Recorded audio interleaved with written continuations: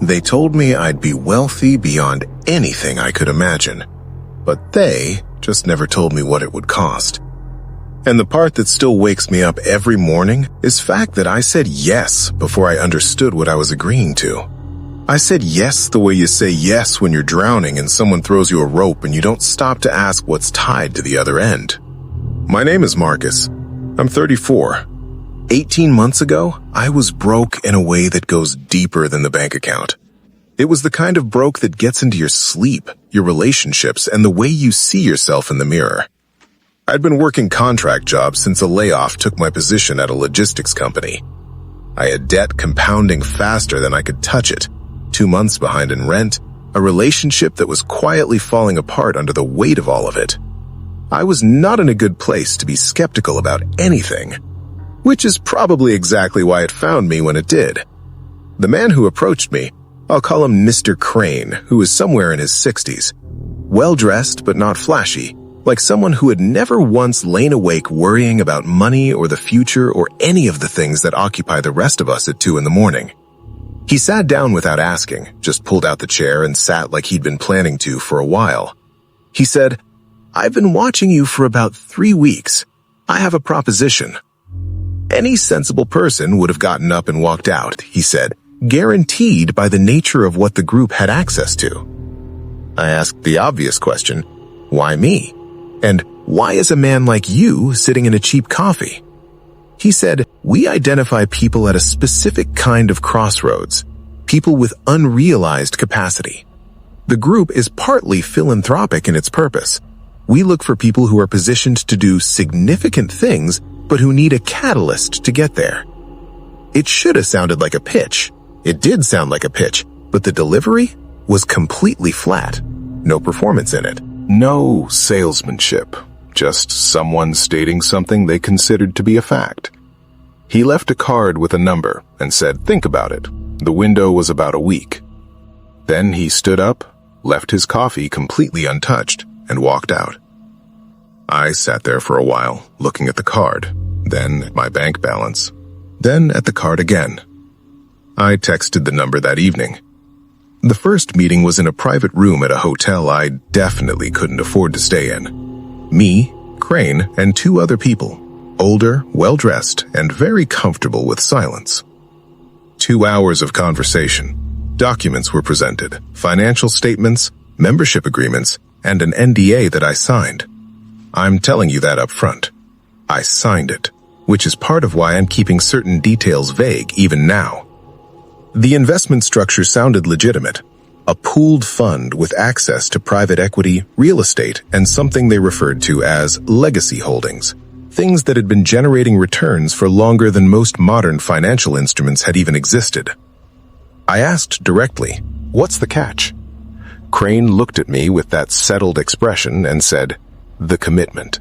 This isn't something you join and then step back from. The group becomes part of your life. There are obligations beyond the financial ones." I asked what obligations. He said, "You'll understand them as they become relevant. Some of them you may find unusual. We ask that you approach them with an open mind." The truth is that I should have pushed harder on that. I should have said no open-ended answers. Tell me exactly what I'm agreeing to. I didn't. I just signed. I made the initial transfer. Modest, they called it a demonstration of intent rather than an investment. And I went home feeling something I hadn't felt in over a year, like something might actually change. Something did change, just not in any way I understood. The first 6 weeks, everything worked exactly as promised. I want to be clear about that because I think it matters for understanding how this whole thing operates. The money came in. Not a dramatic lump sum, nothing suspicious, nothing that would raise questions. Just steady returns appearing in the account I'd set up for the group's transactions. It was regular and significant. 3 weeks in, I was current on rent, and 6 weeks in, the worst of my debt was gone. I started sleeping again for the first time in over a year. I told myself the low-level unease I felt was just unfamiliarity with good fortune, that I'd been in crisis mode so long I was pathologically looking for the catch even when there wasn't one. The catch showed up in week 7. Crane called on a Tuesday evening. He said there was a gathering of the group that weekend. Attendance was expected. Private property, 90 minutes outside the city. And make sure you arrive at 9 in the evening, which is 9 at night. I drove out there on Saturday, almost turned back twice. But I kept thinking about the what I have achieved through this. The comfort, sleeping through the night peacefully, and about not lying awake calculating whether I could cover groceries. The property was large and old, set back behind a long driveway. It's a place that had been carefully maintained for decades without ever being updated.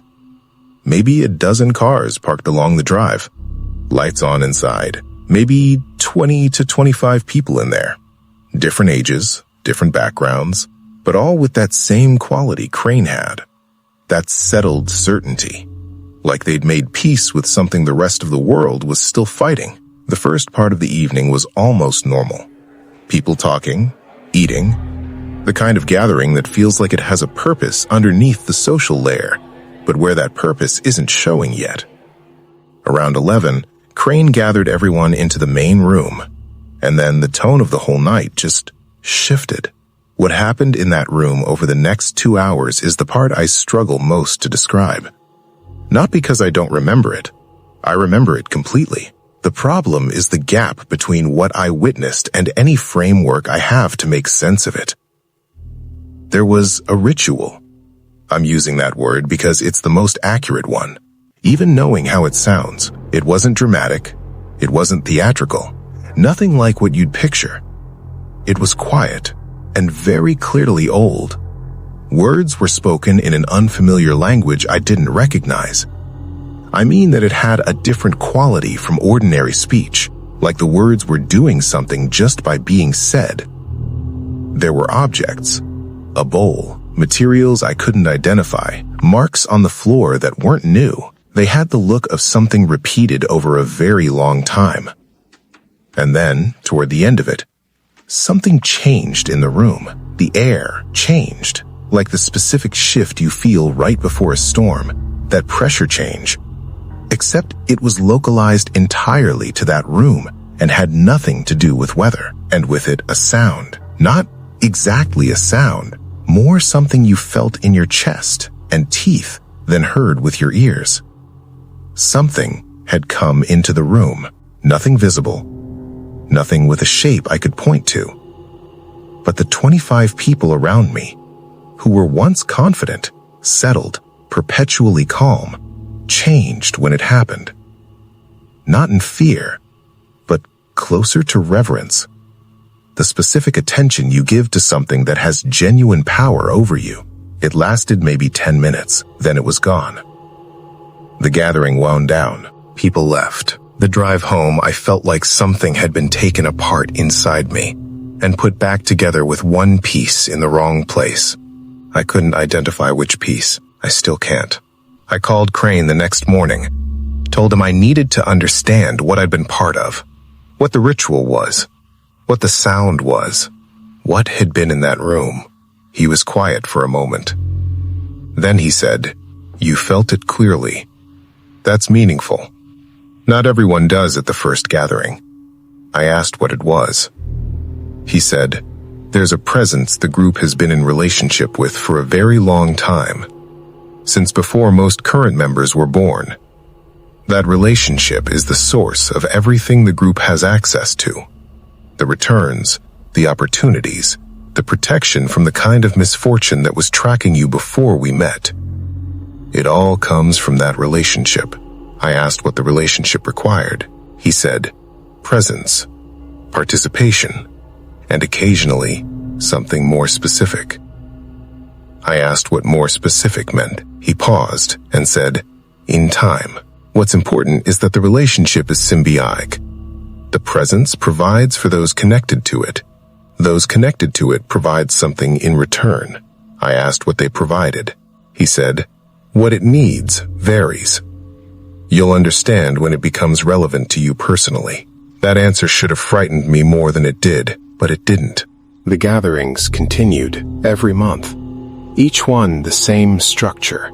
The same shift in the air, the same vibration you felt more than heard. And each time, it intensified slightly. Not threatening, like something that had been at a certain distance was moving incrementally toward you, and my life kept improving dramatically. The debt was gone. Savings were building at a rate I'd never experienced. My relationship stabilized. Everything I'd wanted when Crane sat down across from me was materializing. Then things started happening to the people around me. First, my sister. We've always been close. She's 2 years older, has 2 kids, works in healthcare. On November, she was diagnosed with something that came out of nowhere.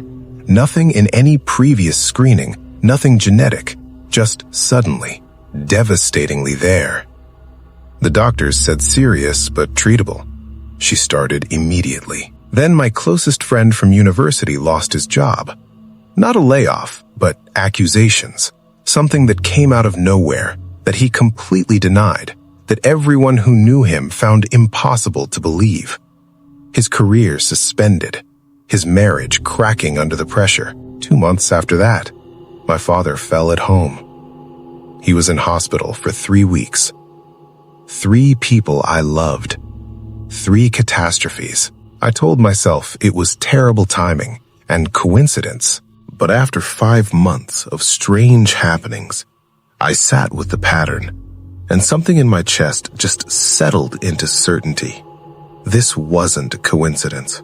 I couldn't prove it, but I knew. I drove to Crane's office without calling ahead. He saw me. He sat across from me and listened while I laid out everything. My sister, my friend, my father, the timeline, the patterns. I put it all on the table. When I finished, he was quiet for a while. Then he said, "I was wondering when we'd have this conversation." Oh my God. Something dropped out from under me when he said that. I asked him directly, was this the sacrifice? Was what I was gaining coming out of the people closest to me? He said, "The presence provides what has to come from somewhere. Fortune, protection, energy. It doesn't generate from nothing.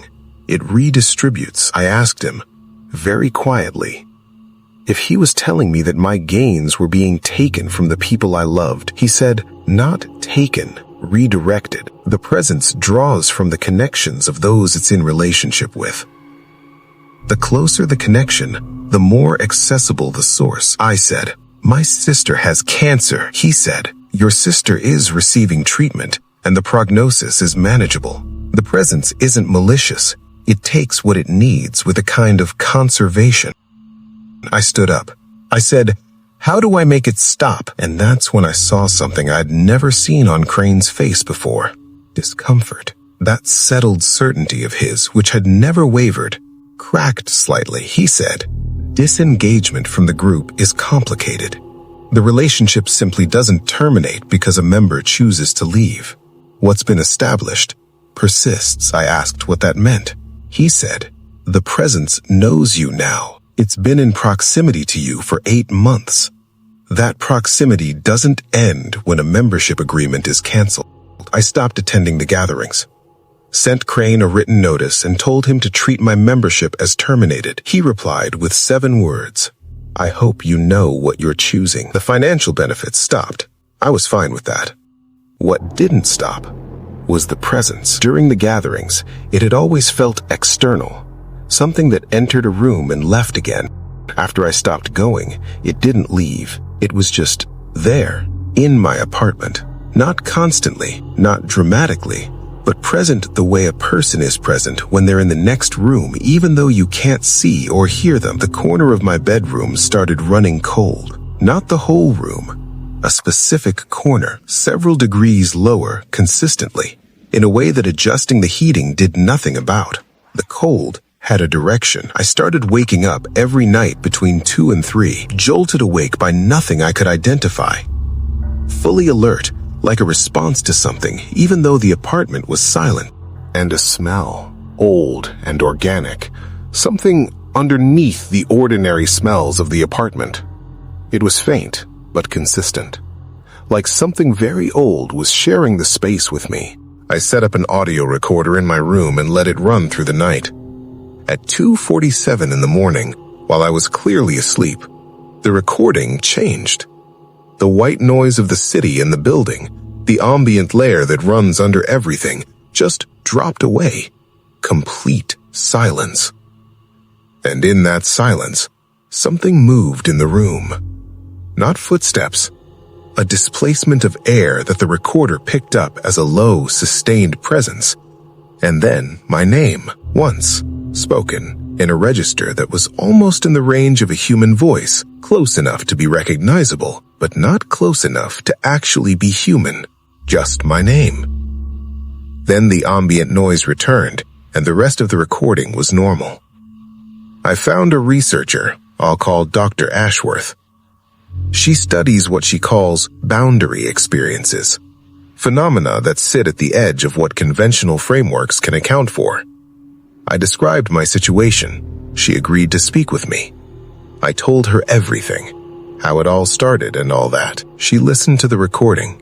She asked questions about the gatherings, the objects, the language, the timeline of what had happened to my sister and my friend and my father and everything else.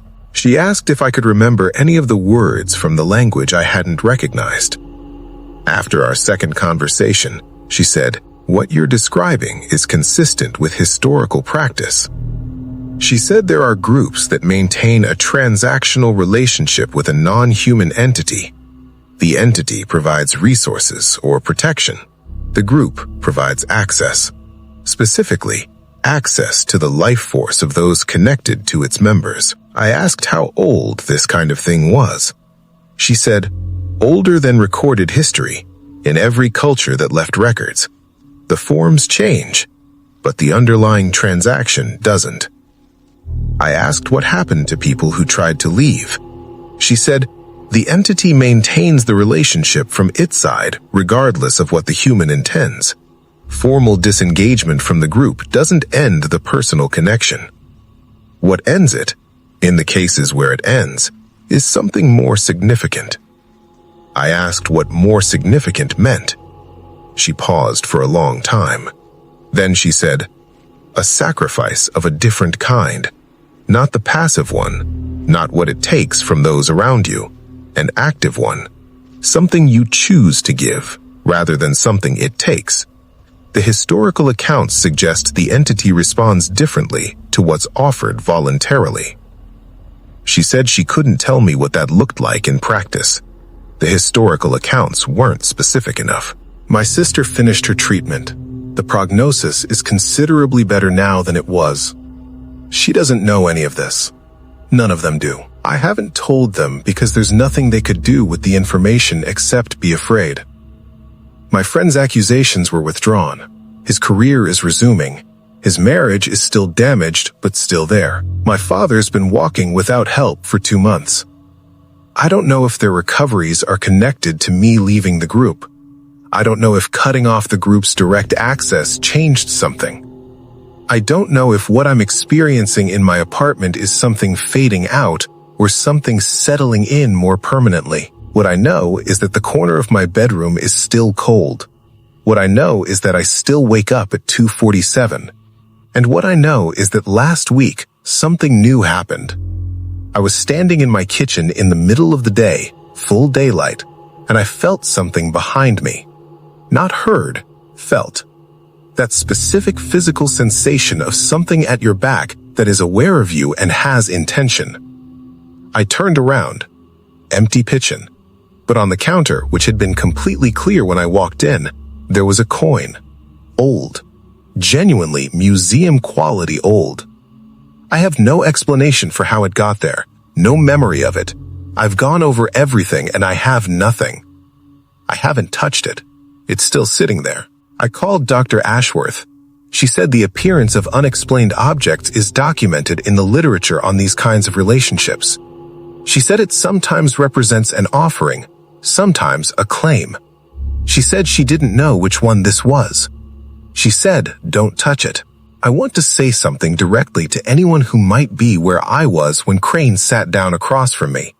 Anyone who's desperate enough that an unusual offer with an unusual person attached to it doesn't immediately trip every alarm it should. The desperation is the vulnerability. That's the whole mechanism. Not because Crane lied to me. He didn't, actually. He kept every promise he made and was more honest about the arrangement than I was able to hear at the time. But desperation narrows your vision. It makes you focus on the offer rather than the terms. It makes you sign things before you fully read them. The terms, in my case, weren't in the contract, but it was in the people I loved. Dr. Ashworth sent me a reference last week, a translated document from an older source she wouldn't identify. It described a category of entity that operates exactly the way I experienced. The old term for it translates roughly as the one that collects on what's borrowed. That's the shape of it. That's the actual transaction. It lends fortune and protection, the specific relief of watching a life that was falling apart and start to hold together. It lends those things. And then it collects. Not with financial interest, with a different kind entirely. The energy that exists between people who love each other. The life force in the connections you have with the people you'd do anything for. It borrows against your relationships. And the rate of return is whatever it decides, whenever it decides to take it. And according to what Dr. Ashworth translated, the debt doesn't close when your membership does. It closes when the entity decides it's been satisfied. Or it doesn't close at all. I looked at the coin again this morning. Didn't touch it, just stood there looking at it. There's something about it that's hard to put into words. It looks like an old coin. The wear on it, the specific dullness of very old metal. But standing near it, I feel the same thing I felt at the gatherings. Like something is watching through it. Like it's a point of contact rather than just an object. Like something placed it there deliberately, as a reminder. Whatever left that coin existed before the concept of a coin did. I don't know how you compete with that kind of vintage. And patience isn't even quite the right word. Patience implies waiting, wanting to be in a different moment. This thing doesn't want a different moment. Time doesn't work on it the way it works on us. It found me when I was desperate. It gave me what I needed. It took what it needed in return from the people I couldn't afford to lose. And now, it's in my kitchen, and I don't think it's planning to leave. The coin is still on the counter. I can feel the corner of the room getting colder as I'm recording this. And at the edge of what I can hear from where I'm sitting right now, there's something below the register of anything you'd call a voice. Below the register of anything you'd call music. Just present, quietly, consistently, patiently, present. I think it's waiting for me to pick up the coin, but I'm not going to pick it up. Some mornings, when I wake up at 2:47 and the room is cold, and whatever's in the corner is closer than usual, I sit up in the dark and look toward the kitchen. And I think about what Dr. Ashworth said, that what ends it, in the accounts where it ends, is a sacrifice you choose. Something offered, not taken. I think about what I'd be willing to give. I think about what I have left that it hasn't already touched. And then I wonder, and this is the part that scares me most, whether that wondering itself is part of the transaction. Whether I'm already in the middle of agreeing to something. Again, in the dark, without fully understanding what I'm saying yes to. Thanks for watching. And also, don't forget to watch our other videos as you like, comment, and subscribe to our channel. Goodbye.